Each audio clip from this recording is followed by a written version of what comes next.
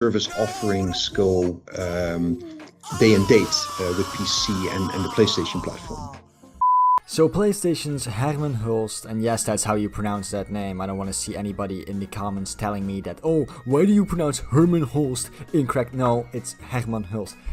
Anyway, he announced that from now on, every single PlayStation Live Service game will launch day and date on PlayStation 5 and PC, and every single player PlayStation exclusive will launch within a year of its release on PC. So basically he announced that PlayStation exclusives are dead. Obviously, PlayStation fanboys were not too pleased to find out that they now had to share their precious exclusives. So they all made videos about it and they're crying on Twitter and whatever. They're doing their typical fanboy pathetic bullshit, right? But today we're gonna take a look at a video from the saltiest gaming. And boy, is this video fucking salty.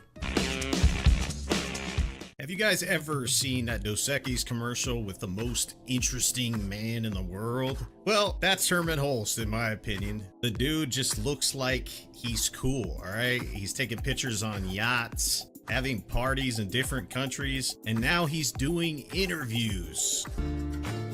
He is the most interesting man in the world. Yeah man, Hermen Hulst, such a cool guy, he does interviews. Wow, so sick. You know someone with the last name Hulst who's actually cool? Meneer Hulst from Rundfunk. No one's gonna get that reference unless you're Dutch. Yeah, I don't know, I'm kinda sad that I can't make more Meneer Hulst jokes in this video because no one's gonna get them. 1 2 my test 1 2. Wow, yo, what up? Bra, in the building. Yo, ja, de mic nu aan Mazuzi. Yo, Hulst out. But enough about Hermes' life. Let's talk about this interview. The interview can be found on Axios.com. It's Axios Gaming. Shout out to them. And Hermen Hulst did this interview, and there's lots to take away here. And I'm going to highlight some of the interesting things. The number one thing that I took away from this is the fact that PlayStation will not be launching their first-party titles day and date on PC, no matter how hard the Xbox extremists pray to Phil Spencer that it's happening. There is just no self-awareness here, is there? Like, how can you call other people Xbox extremists while you're this much of a PlayStation fanboy? And also, like, PlayStation Live Service games will launch day and date on PS5 and PC. It is not going to be happening when it comes to their big AAA blockbuster single-player games. Okay, so the live service games will come to PC and PlayStation 5 day and date. He is completely leaving that part out, obviously, you know, because it wouldn't fit his narrative. But the big AAA blockbuster games that he's talking about, the single player ones, they will still come to PC, like a year after release. Hermen Hulst said this himself. Let's take a look at that clip. PlayStation will always be the best place to play. We as PlayStation Studios have a very symbiotic relationship with the platform. We're often the first developers to try new hardware, to try new controllers. We take great pride in that, and we... You know what, he's right. You know, PlayStation probably is the best place to play video games. You know, I love paying for online. I love paying $10 more than usual for video games. I love having a limited amount of controller options. I fucking love being on a closed platform where I basically have to, you know, just kind of make do with whatever Sony gives me, or go fuck myself, I guess. I love all those things. It's so great. I love being limited to a certain locked resolution and frame rate. It's so great. It's perfect. Are really excited that we get that role. We kind of are. We represent the game development community within Sony, so we love that. I think it's been really great for the teams to see their wonderful creations also being released on PC, often with the help of our newly acquired team here in Utrecht, the Netherlands, Nixies. There are more players, and that's really helpful. I think going forward, we'll see at least a year between releases on our own platform, on PlayStation, and on the PC platform. possibly with the exception of live service games. Thanks, Saltiest Gaming, for that clip, wherein Hermen Hulst literally says that all live service games will, in the future, will probably launch on PC and PS5 day and date, and that all the other, like, single-player games will probably launch on PS5 first and then launch on PC, like, a year later. I don't really see how that's a win for you guys. I thought that you guys didn't want any of your games on PC, and then it turned from I don't want any of my games on PC to, oh, PC peasants only get to play my games 5 years after they've already come out, but now we get to play them like a year after, which is literally, like, how long is a year in, like, video game time, you know? Like, I'm patient as fuck. Like, I have enough games to play, man. I'll wait a year. I don't care. PlayStation will always be the best place to play. That's how Hermen started his answer when he was asked the question, and he continued forward to say that the teams get the hardware before anybody. Obviously, with these next-gen consoles, they're able to have a closed platform, and it's a symbiotic relationship is the way he coined it. I appreciate PlayStation for treating their console as the #1 platform. They continue to do that. When Xbox decided to drop its titles not only in Game Pass but PC day and date, it devalues the platform, the console itself. Xbox Game Pass just devalues the Game Pass platform, you know, because it's like a really good service that a lot of people use, and people probably, you know, have made the switch to either PC or Xbox because of Game Pass, and because it's, you know, a great service. It's only like with $10 a month, and you get all these games, including every single Xbox Studios game that will launch there day and date. Yeah, definitely devalues the fucking platform, you goddamn retard. That's how that works.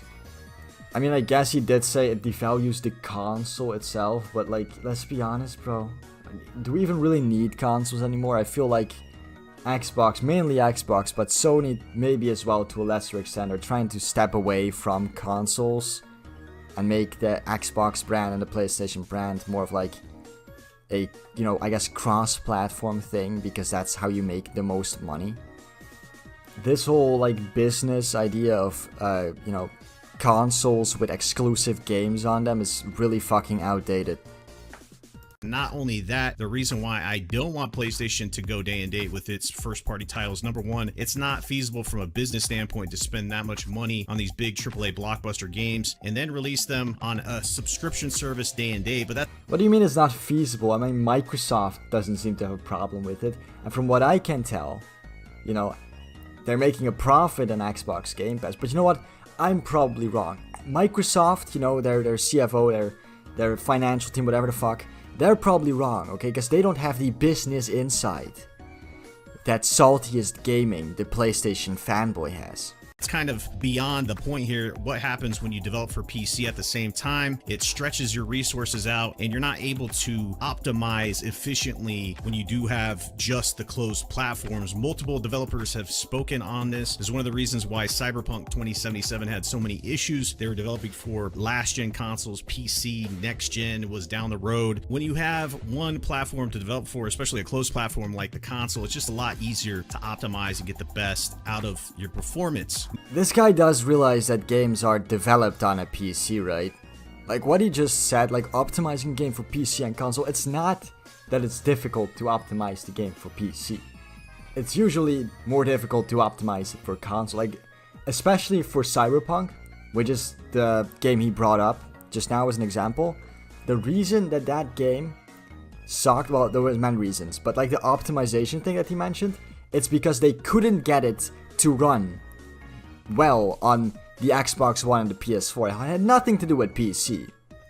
It was mainly the Xbox One and the PS4 that were difficult to optimize the game for. Now, it's no secret that Sony and PlayStation have emphasized their stance that they want to do more when it comes to live service games. And one of the big takeaways from this interview as well is that PlayStation is going to be doing more live service games, and those are going to be dropping day and date on PC. Now, if you've been following the channel or the podcast for any period of time, you would have known that I've said simply that I saw that this was going to be the route long time ago. I said it was going to be a year in between releases on PC when it comes to their big first party titles. And then not only that, when it comes to multiplayer, they're going to do those day and date day on PC because the PC has a huge player base. And when it comes to live service multiplayer games, in this market, you need to have a free-to-play platform that's available everywhere. Okay, so I'm gonna just ignore what he said about, oh, I knew this was gonna happen, because I don't care enough to figure out if that's real or not. But I like how he fucking just contradicts himself here. Like, according to him, putting single-player games, single-player PlayStation exclusives on PC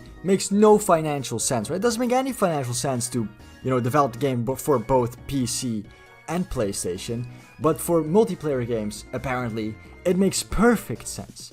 Because there's a bigger audience on PC who can play those games. The same shit applies to single-player games, man. There is a bigger audience on PC. If you put single-player games on the PC, they'll be exposed to a bigger audience. And more people will buy them. And, you know, PlayStation will make more money and more people will become interested in the brand. Like, are you that fucking retarded?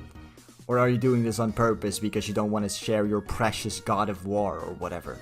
You're seeing this with games like Overwatch that switch to free to play. If you want to have consistent player bases and make the most money, that's what you have to do in this market. One of the things that I was disappointed with in this interview is it looks like PlayStation's going to continue to support the PlayStation 4 versions of games moving into 2023 and beyond. We're not going to forget or let Jim Ryan off the hook when he said, "We believe in generations before the PlayStation 5 first came out." And of course, the PlayStation platform is the premier place when it comes to next-gen titles, because let's be honest, the Xbox Series consoles don't have next-gen titles because of their stance on cross-gen games. Okay, so there's a lot to unpack here. This guy, Saltis Gaming, is apparently very upset with lying Jim Ryan. Because Jim Ryan said that he believed in generations, unlike Xbox, which has cross-play between like the Xbox One and the Series X, which is bad. But now, Sony is also doing crossplay and is releasing a lot of their PS5 exclusives on PS4 as well. And that's not okay, because whenever PlayStation does a pro-consumer move, fanboys get upset about it for some reason. I honestly don't know why they're mad. I guess they're pissed off that people on PS4 get to play video games that should only be able to be played by people who overpaid for a PS5 or some shit. I don't get it. Like, literally, Sony makes a pro-consumer move here and letting people who cannot afford a PS5 or can't even find a PS5 yet also play the newer games, and the fanboys get upset. It's disappointing in the fact that we're going to continue to have cross-gen support, and what this does is it just stretches not only the generation out, but we're not going to be getting those next-gen only titles that take full advantage of the hardware that we spent lots of money on. This is disappointing to me, but at the end of the day, when you have the best developers in the industry like Naughty Dog, Insomniac, and the likes, that kind of makes up for the cross-gen situation, because it doesn't matter how much money or resources you pour into engines or creations of games. If you don't have the best developers, it doesn't mean anything. First of all, mate, if you want games to really take advantage of the hardware and look the best they can and with the best frame rate possible, you should not have bought a console, you should have gotten a PC. And second of all, they can also, you know, make the game the best it is for PS5 and then dumb it down for PS4. You know, that is something they can do. But is this guy for real when he says that PlayStation has the best developers in the game? And then he brings up Naughty Dog, the people who have been making the exact same game since Uncharted 1? Like, come on, man. Insomniac, sure, they're okay most of the time. I don't think the Spider-Man games are that good, but whatever. But PlayStation first-party studios, let's be completely honest, they don't even compare to Nintendo first-party studios. They don't compare to From Software. They just don't. It's insane that these fanboys think that these studios are so great when they all basically make the same game over and over and over again. In other news, PlayStation's loyalty rewards program, PlayStation Stars, is out for the PlayStation 5 and PlayStation 4. Now in North America, it's a loyalty program that can be accessed through the PlayStation app. If you are a PlayStation gamer, all you gotta do is opt into the program. You can do this online or through the PlayStation app. And essentially what this is, it's a program for PlayStation gamers where you can use your gaming skills to collect unique digital collectibles and earn rewards. You can complete campaigns, earn points, and show off your collectibles and digital display case on the PlayStation app as a way of celebrating your love of play and PlayStation experience. experiences. They have different things that you can click on to get extra points. Like playing certain games, you have a level, the highest level. It is under some controversy because the higher tier gets extra support when it comes to customer service. Now, I don't really have a problem with that because you see this across the board in other businesses with their loyalty rewards programs. That how do PlayStation fanboys put up with this shit? Honestly, he even says it's not a problem. I don't think it's a problem. Dude, PlayStation literally gives you better customer support if you pay them more money and are more loyal to their company. Like, what the fuck? How do you not see that as a problem?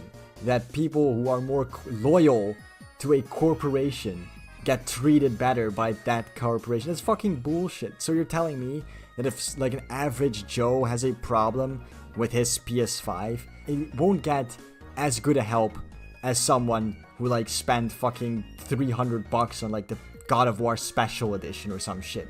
What the fuck? Anyway boys, I'm ending the video here. If you like this video, please like and subscribe to the channel. And I'll see you all in the next video. Goodbye. Wegwezen van het terrein af, ik wil je niet meer zien. Behalve bij het voetbaltoernooi, als linksboetoe. Is dat pittig dan? Papa. En nou optieven.